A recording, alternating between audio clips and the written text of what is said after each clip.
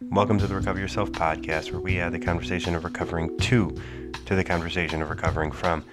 I'm your host, MartinJon, and today is episode 1, season 1, everything 1, just because I am finally doing exactly what this podcast was supposed to do, and that's talk to people with long-term recovery.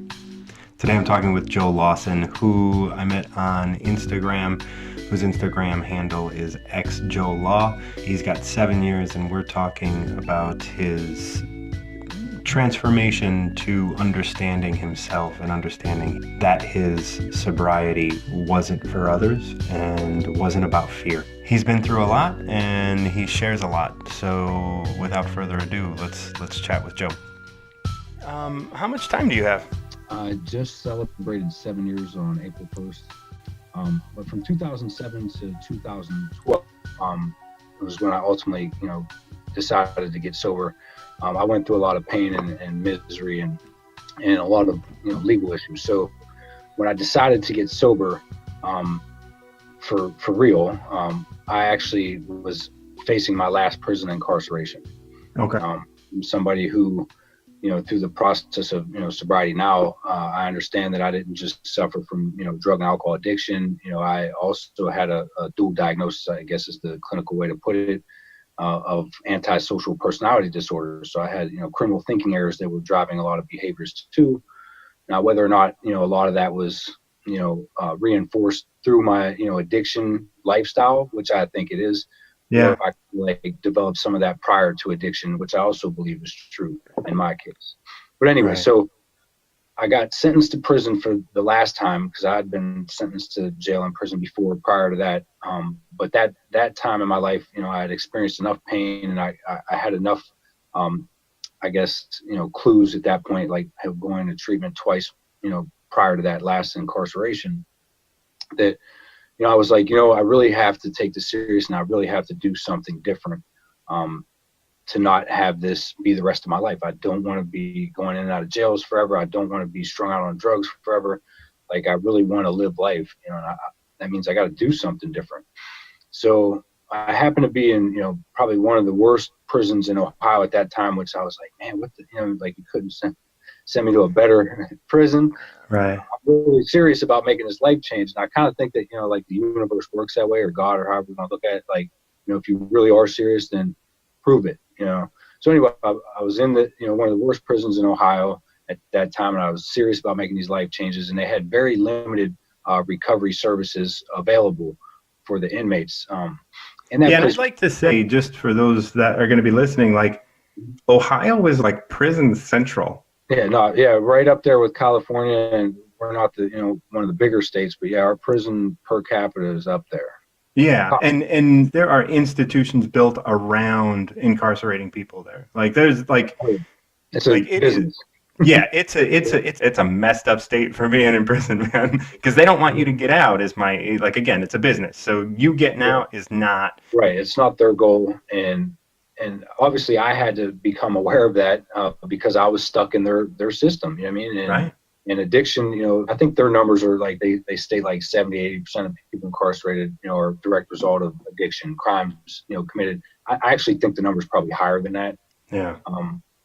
Most of those prisons are filled, those cells and beds are filled with people who commit crimes because of addictions, or, they're selling drugs, or, whatever. It's all involved in drugs. And right, I don't think that they're doing enough to, kind of like actually, try to help people, get their lives or get out of that system. And, but, I today, that's why I go back into prisons, and I take the things I'm learning, and I try to, bring some kind of hope and some kind of, education to the individuals that are still in there to, know that, there is a way. And, if someone like myself can, find a way out of that system, that, pretty much anyone can. So, and I hope you're bringing some honesty with that as well, because like, it's far too easy to go in and just be like you said, like, if I can do it, you can do it, kind of thing. Like, that's a great place to start a conversation. But once that conversation is moving on, it's like bringing out some real talk is like, yeah, that's not easy. Absolutely. Like, I don't, I don't sugarcoat it for any of them in there. Obviously they can, they have pretty thick skins. I try to, get, I guess, on their level. It's a little different now because, my communication style obviously is a lot more professional. So I don't know, it's harder for me to like go, I don't know, prison talk, but I can go there sometimes.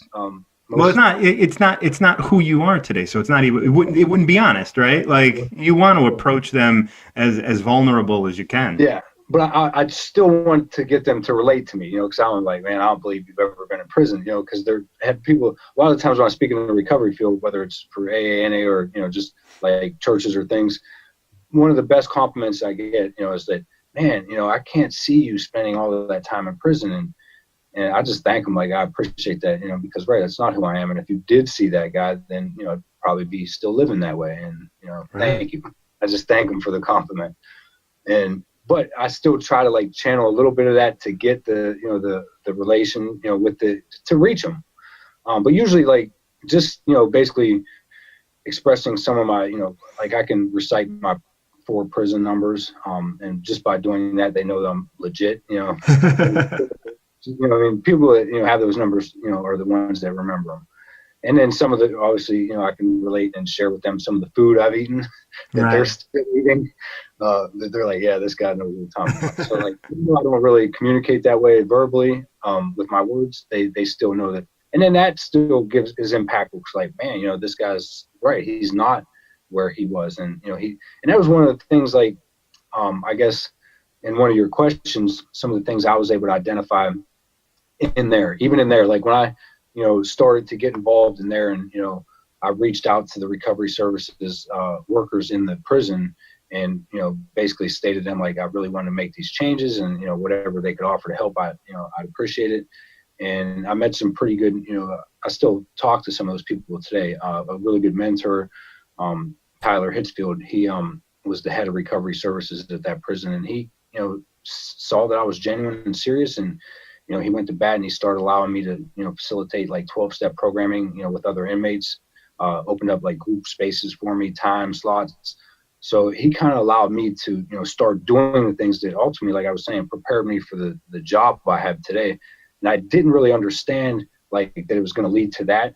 But a lot of opportunities while I was still incarcerated started to open up. I was asked to like go out into the community and speak to DUI offenders, for like DIP programs, which was also like, run by treatment facilities down there in that part of the Ohio.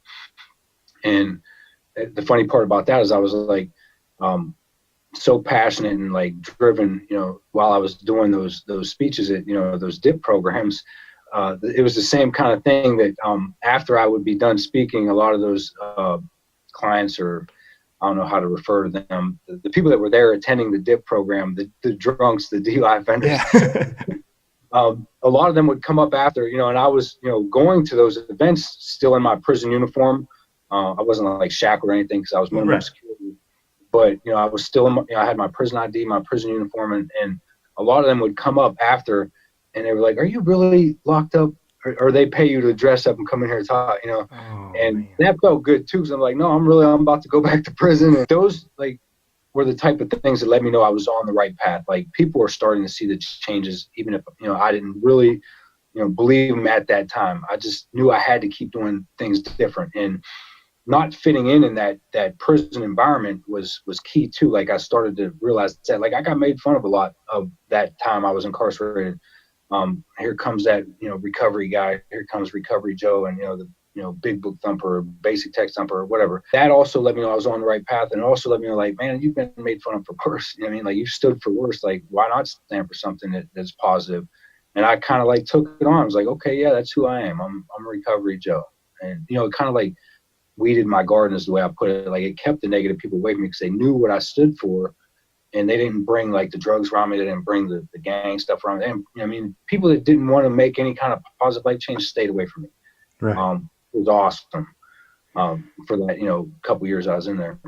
But I look at that in a really interesting light because with my work with the whole like recover yourself stuff, it's like everything that you experience is reflecting back to you. And if it makes you pissed off, that's something that resonates with you, right? Like people are making fun of you because they're like, I don't want to say they're ashamed or embarrassed by the choices that they continue to make, but like I used to get frustrated when young people would like teenagers and stuff who were teenagers like would poke fun at me and stuff. Even when I was a teenager or when I was in my 20s and getting older and starting to get sober and starting, people would say like, you sound like, an old man, or you sound like, it would hurt, right? Like it would initially hurt, and it would be like, oh wait, like I want to be seen this way. And I'm like, whoa, whoa, whoa, whoa, whoa. What do you need from their approval? What are you looking for?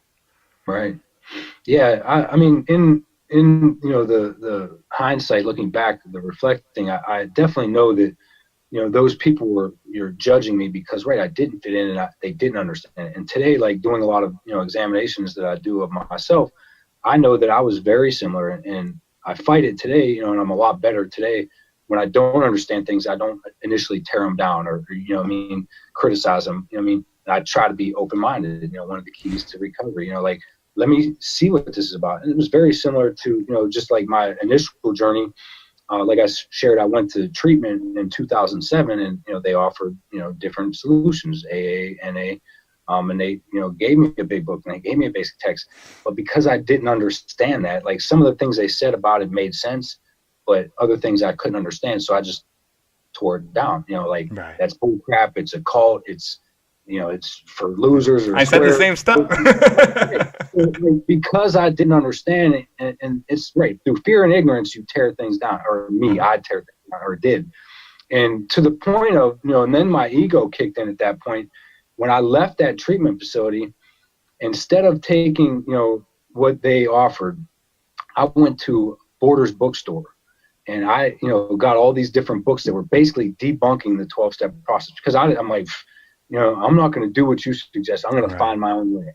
And I spent all that time and energy reading these books that obviously didn't help me. They led me back to, using and abusing drugs and alcohol. Yeah. But it was because I wasn't willing to be open-minded about it. So then later on, when I did experience enough pain, I did, say, you know what, I'm going to read this book. I'm going to see what it's about. Now I'm willing. I read the book. I could relate to a lot of it. Then I kind of like went, off the path that I guess a lot of people take. And I was more open, so open that like I wanted to read the basic text, the NA portion, Emotions Anonymous, like anything that revolved recovery or self-help, I started to devour. And I remember getting a little bit of like flack from, like old school AA people or like saying like you just have to pick one path. I'm like, look, well, the things I'm learning, I'm kind of realizing like they're all the same. Those 12 steps, come from concepts and principles that predate 12-step recovery. Right. And, I'm finding them in other books too. So like, I'm not going to stop because you're telling me I'm getting off your path. I'm going to keep, being open-minded, and I still, let that drive today. I look for other sources, books that are suggested to me. When I get recommended certain things today, especially things that I find myself initially prejudging, I know I have to overcome that prejudgment and do it. I remember a book was suggested to me, early on, Power of Positive Thinking by Vincent Peale. And this book, on the cover of this book is this old, like real old guy, white hair, decrepit. I don't know if you're familiar with Norman Peale's work. But, my initial things like, what's this old man going to teach me? Like, what the heck? I have nothing in common with him. I can't get nothing from him. Guys, like, just the mentor, Tyler, I was telling you about, that worked at the prison. He's like, just be open to read it. So I read it. Sure enough, I related to a lot of stuff. I still, go back to certain segments of that book. In other books, I've read a lot of different books, and I still like to read today, just from being open, because I feel that that's what allows me to grow on this journey of life. Is I have to put new input in, whether it's through podcasts, digital media, books, online mentors, music. I've had to, revamp a lot of the things that I've allowed into my life, and just be mindful of that. Like, I got where I got in life because of not being mindful of the input I was allowing in, the people I surrounded myself with. Today, I'm more mindful of that, and I know like a lot of the clients I work with today where I work, they're real resistant to when we, limit them on the music selections they're allowed to listen to, and the TV content, and they just don't see that connection yet. And I know that, hopefully later on they'll see that, garbage in, garbage out. You are what you reap what you sow. It's presented a lot of different ways. Yeah. still holds. You know what I mean? No matter how you want to look at it, that truth applies to all human beings. And that's why I tell them, like, unless you're a Martian and you're from another planet, it's going to hold true in your life. And so I want to talk about this, like beyond that for you, like what, like the things that shifted for you as you were, like, you made early decisions that were like, I'm going to like you were in prison, you were in a place where you're like, I'm gonna make some motherfucking changes. Man, I ain't gonna lie, I was scared to death to make those changes, and I had to practice the principle of faith for the first time in my life. And like, look, I'm gonna trust that, you know, this universe, God, higher power is gonna protect me in this negative environment. But I think that helped, you know, drive home my, you know, my discipline today that I still have, practicing that principle of faith. Was that like when you first became sort of self-aware of like your choices and your actions and where you were, like when you like? Yeah, absolutely. Well, I mean, most of my life, I think a lot of people can relate. You know, I was real comfortable playing the victim mentality. I mean, like, all the bad things in my life were a result of other people, places, and things. I mean, it was everything else's reason why. I was totally clueless of the one common denominator was always me. And I didn't want to look at that. So like all the bad things that happened in my life, I was real comfortable playing the victims because I didn't have a dad growing up, because I didn't have the family resources, I didn't have the guidance, all the bull crap lies that I like to sell myself and I bought for a long time. No accountability. So yeah, that was the first time where I finally had to man up and be like, you know what? If I want to make these changes, I can't wait for other people or other things to change. I got to start to change this stuff. And yeah, it was a big turning point in my life when I could become accountable. And that's a huge step in like, you know, being accountable within the 12-step programs and being accountable, like honestly, deep down the way you've adopted it, like they're different. I mean, I don't know if you continue to go to meetings, but even people with like time, you know, even people with time don't own the accountability the way that you're talking about, you know? Right. Yeah. Well, I think, you know, I mean, and, you know, we've had this discussion off camera about, you know, I mean, we don't want to like bash any. Right. Absolutely. Yeah, there's a lot of people that I know, you know, that, you know, have years of sobriety that haven't internalized some of the life changes I feel I've, you know, internalized and benefited from. And those people, I don't know, I kind of empathize with them and almost feel sorry. Like maybe they're there to show me that that's not what I want. You know what I mean? Right. Maybe they're there to show, you know, and I pray for them and I hope that they get it. But, and I think a part of that is that they've limited themselves to just that source of input. You know what I mean? Like I did, and that was the thing that scared me early on too. And I know it scares a lot of people today. You know, I didn't want to, you know, the rest of my life to look like meeting every night and sponsors and recovery. You know, early on, yeah, I jumped in the middle of the bed and I, you know, sold out wholeheartedly to the recovery process. But at some point I had to outgrow some of that. And I had to start, you know, looking for other areas in my life where I could build my own life, you know, outside of recovery to have success. Because, you know, my idea of success isn't going to meetings every day of the week and, you know, sponsoring 50 people and, you know, being involved in, you know, everything that recovery related. And one of the good things I feel for me is that being in the, you know, treatment field and being a licensed individual in Ohio specifically, I have to disengage from that. Like I can't, you know, because I've set boundaries with my license and, you know, like going to meetings where there's a lot of clients that I've provided clinical service to is very uncomfortable for me. Absolutely. So I had to disengage from that process a lot through that, which I think helped because I had to find other avenues. You know, I didn't want to, you know, stop. And I look back at it and I was like, you know, me going to a lot of those meetings outside of the discussion ones, I didn't get a whole lot from because most lead meetings are more, they're there to present hope. You know, I didn't struggle in that area, you know, 3-4 years into sobriety. I had a lot of hope. You know, I mean, right. I was the one giving the hope. So like, you know, the discussion meetings were somewhat, you know, beneficial, but overall, like I found other areas like me, you know, reading a book on, you know, anything recovery topic, business topic, spiritual topic, you know, things that I try to build myself, I think is more beneficial than me sitting in a meeting for an hour, you know, listening to somebody tell me about their war story. Because a lot of people today, you know, I mean, unfortunately, I wish it wasn't so, you don't have a lot of great speakers because they're so many meetings and are trying to find so many people to speak that they're getting people that really don't have a message. Somebody's up there behind the podium that's been, clean for a year, 2 years, and really that's all they can still share is the trauma. They haven't outgrown to the point where they can kind of share me some solutions. Really all they're reiterating is, do the steps, which is true. I don't know. Like I said, I'll go to meetings here and there, but it's not as frequently as it was in the beginning. And I do recommend still, even though I don't today, and it's almost like I feel sometimes hypocritical, but not to do, I know I'm being honest, that like, look, early on, it's very beneficial to saturate yourself with that.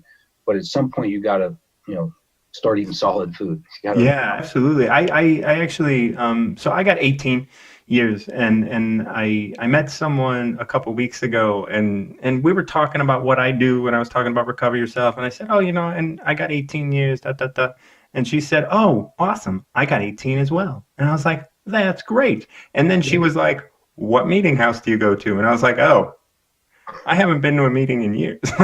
like I think I went to 2 over last year, just because as I was doing all this work, I was like, what is the conversation in the rooms right now and all of this? And so, just a little bit of research kind of thing. Yeah. And just kind of touch base with some people and stuff. But I was like, no, I ain't got a meeting house. I ain't got a home. I ain't got it. No, that's here. I got that shit. And 18 years, both her and I haven't. She side eyeballed me and was just like, oh, right. Waiting for me to fail tomorrow because you haven't, right? I've spoken at churches, and it's this very similar thing. Like I'll get judged because I don't well, what church do you attend or whatever? I'm like, well, I don't. I'll speak at churches, and I'm not against religion. I just don't participate. But I'm more than willing to come in and share a positive message for your followers. Yeah. And they're okay with that. But yeah, some of the people that go there, and then, I don't know, I guess sometimes I'll, stoop to their level. I'm like, oh yeah, well, how often do you read the Bible? Because I read it every day. I don't most of the people that you go to church with probably don't read the Bible every day, but that's okay. But, and I don't do that as much today because I know that's, like I said, it's kind of stooping to their level. Right. I just let myself, like you've, internally, came to that peace, or I've come to that peace where, as long as I know what I'm doing is true and I'm getting benefits and I'm growing as a result of it, I'm not going to allow other people to judge me or, make me feel bad for not attending as many meetings or meetings at all, or because I don't have a church or a home group. Judge me on my actions. If I'm doing something that you should criticize me for, I'm open to it, because today I'll accept it. Even if initially I might not like it, today I know there's value in it. If there's any validity in what you're criticizing me, I can change and become better. And that's what I strive for. So I like people that will call me on my crap in a play way. Please don't be a jerk about it. But if you do, I'll still examine it, even if you're nasty about it. Like, I'll take that step back once the feeling passes of like, is there any validity to that? And can I be if I change? So then I benefit either way. Yeah, that's a big part of the work that I do within my workshops and stuff, is just tell people, all right, I want you to look at whatever pisses you off. Once you calm down, say, where is that within my life? Where is that true, right? Where is this thing that's irritating me so much? What are some of the things that you're experiencing like today that are still struggles for you that are changing, or is going to change like as you continue to grow?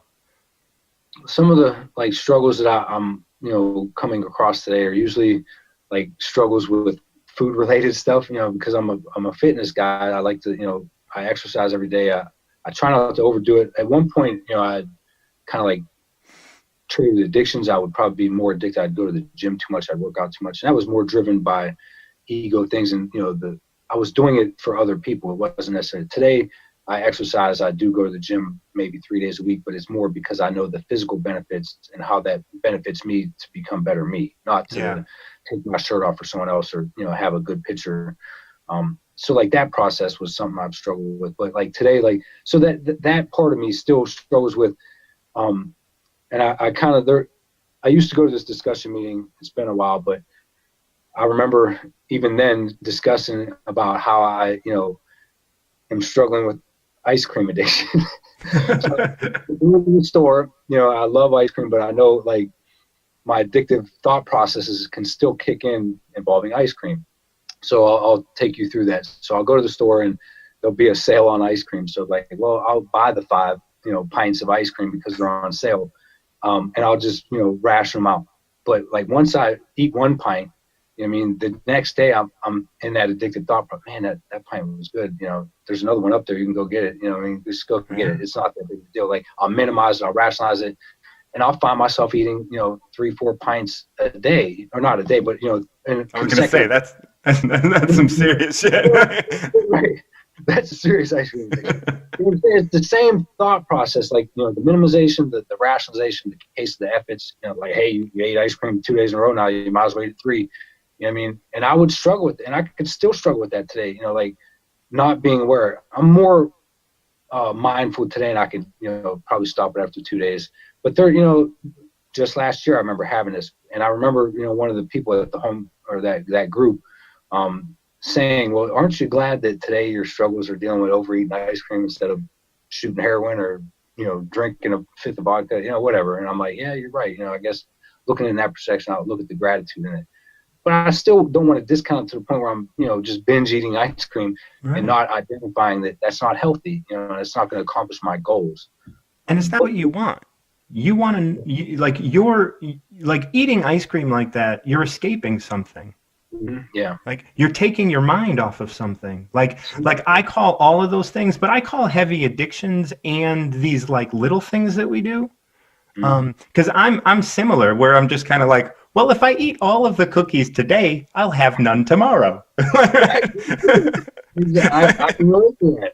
Yeah, right. And it's like, then I don't have to worry about this addictive stuff when I don't have any, Right. But I call them all pacifiers.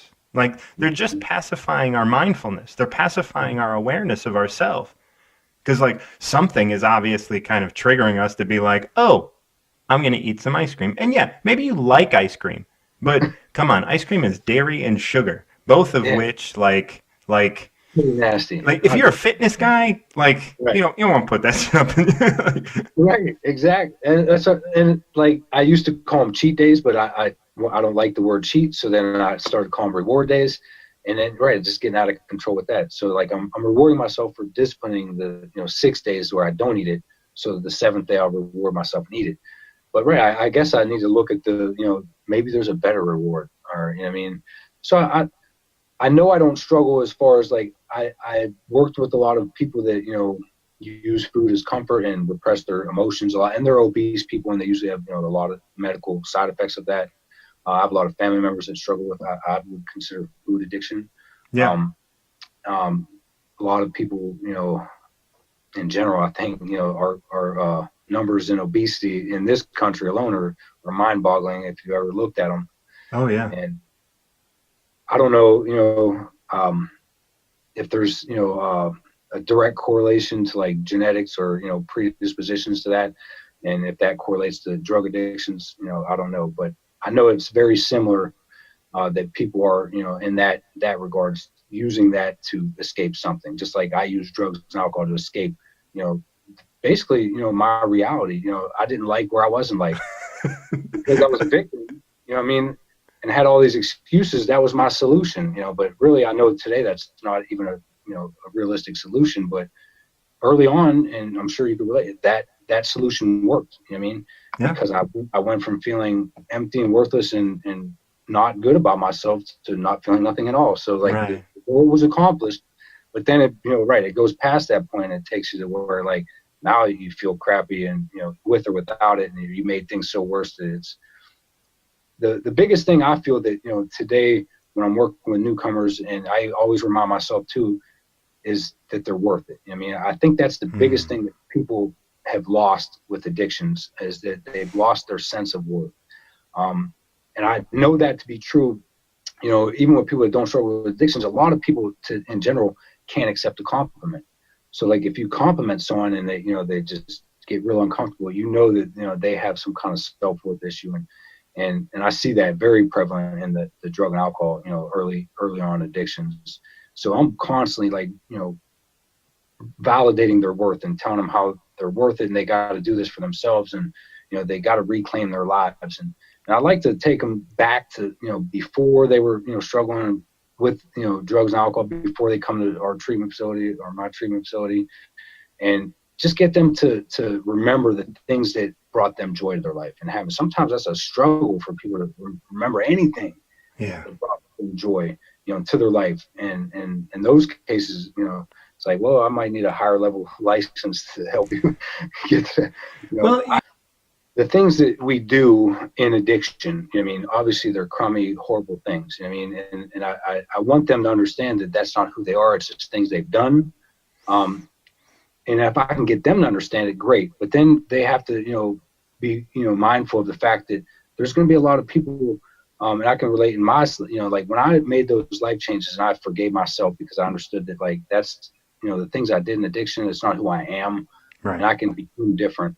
So I forgave myself, but then I still had outside sources that didn't want me to forget that. And they wanted to basically devalue me if I let them. And so, like, when I work with newcomers, that's why, like, you gotta be real mindful to sometimes disengage from family members, friends, obviously people you were, associating with inactive addiction, because I'm 7 years sober and there's still people waiting for me to fail because Absolutely. They remember the old me and they still have grudges with the old me. But I've moved on, I've outgrown, and if they would spend any time with the person I am today, they might be able to forgive me, but that's on them. Yeah. Today, I know that my worthright isn't determined by other people. It's, what I put out there. Yeah. But I have to remember that. And that's, like recovery too. You tell people, like, you got to do it for you. You got to do it for you, because those outside circumstances or, motivations only get you so far. If I'm doing it for my daughter, which was a huge motivating force in my life to get sober, but I still had to change from that to me. I'm doing this for me, because I want to become the best version of me to be the best father for her. If I was just doing it for her, God forbid, if something happened to her, then what? Now I'm not doing it no more. Now you don't have a muse, right? Yeah. Right. So once I made that shift, and that's why I try to get them to shift, like, it's about you. But people struggle. I struggled with that. I did such crummy things. Like, I can't be forgiven. It's all crap, and it's all lies that will keep you from making the positive change. But that's a big one I've seen very effective, working with newcomers, is to get that worth in them, praise them, praise. I look for little things they do good. I just validate, reinforce. But, like, look, that's who you really are. And we can get you back to better than that, and your best version of you. Whether it's, working a 12-step process or, just a life change process in general, because, that's the good thing too about treatment is, like, we're not a 12-step treatment. I do, suggest a lot of things outside of that. Obviously, I know it's a great, force in people's life, but I'm not going to, I can reflect on my experiences with treatment, and, like, I felt that that's all that they were offering me. And I'm like, no, especially, like, I still haven't really figured it out to the point, like, the thing that turned me off the most is when I heard the G word, God, when they brought up God, right. Especially if it involves, 12 steps of spiritual, I was really shut off and turned off by that. And it wasn't like I was brought up in a religious thing or I have any bad religious experiences.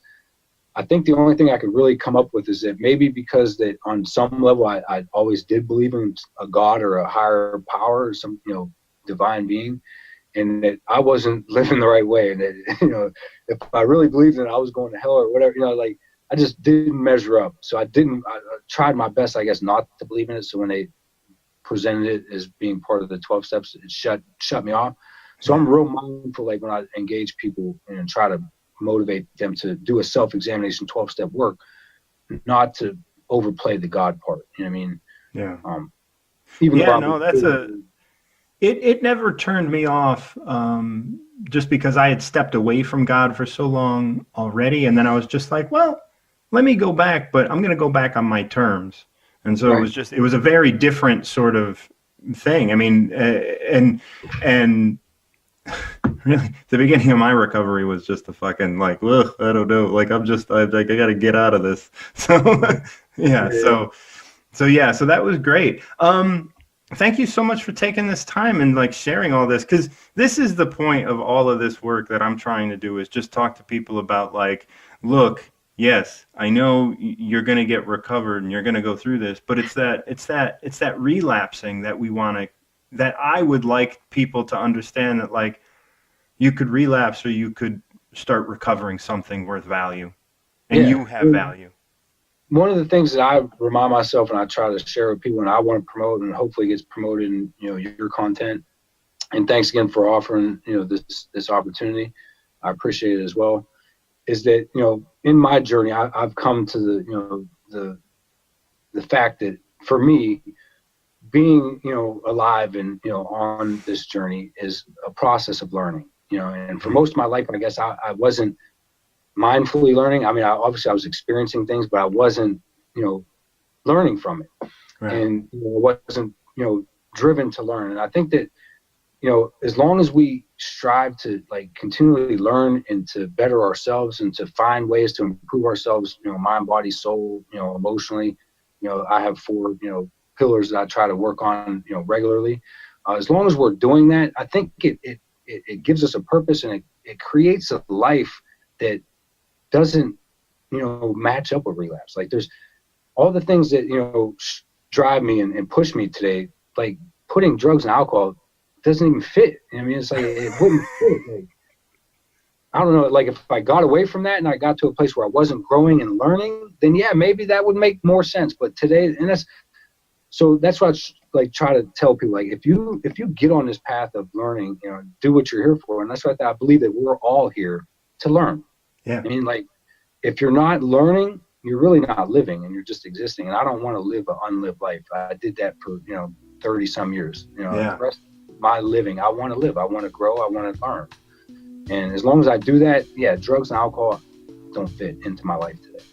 And that's a huge point where it's like, again, like this is why when we talked, it was so good for me to hear your message, because that is recovering yourself. What is yourself if not a self that is here to live? And if you're here to live, you will learn. And it's like it's not that drugs and alcohol aren't there, but like you said, they don't fit into my life. Like I got shit to do. I got time. Yeah, I got time to check out. Like I don't know. Like I got shit to learn and shit to experience and places. And like even if that is just sitting quietly, like I am sitting quietly with myself, not with a self that I have manufactured because of fear. Right. And so that is like that's the core of all that, like recover yourself and everything that I'm trying to promote. Like that's all right there. And so again, just touch on that real quick. What you just mentioned about sitting with yourself or sitting by myself, alone time, quiet time. Obviously, every morning I get up, pray, and meditate. I get up early, before the sun, and that's my time and mine and my higher power's time. But prior to that, like there's no way that was the most uncomfortable thing in the world, that if you put me in a place where there was no distraction and I had to deal with myself totally prior to recovery. And the first time that was glaringly obvious, and I'll take you back, I was put in segregation in prison. So I was in a hole and in a cell by myself. And I had to spend about 100 some days in there by myself. And it was the most excruciating pain I can ever remember, because like I was forced to deal with myself, and I didn't like myself. And that was why I did what I did all the way up to recovery, is because, and on a lot of recovery coins, the goal is to thy own self be true.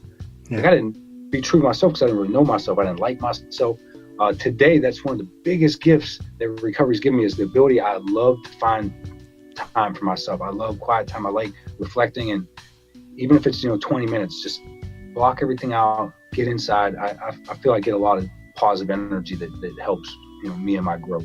So that's a huge gift that at one point I couldn't see as a gift. Like, you want me to sit by myself with no noise, no nothing? Oh wait, that sounds like torture. Today I like, yeah, that's a gift. Absolutely. Yeah. Well, like when you love yourself, like you're good company. You know what I mean? All right, man. Well, thank you so much. I appreciate your time. I really love that last part. So thank you so much for taking the time. I want to thank Joe for joining us. His story, and to be able to express his ice cream addiction and to talk about these things. When we're dealing with addiction and when we're dealing with ourselves, we always want to get better. And yes, an ice cream addiction is a lot better than heroin or alcohol. But we have to take it into consideration that we're still using something to check out. And that's the point.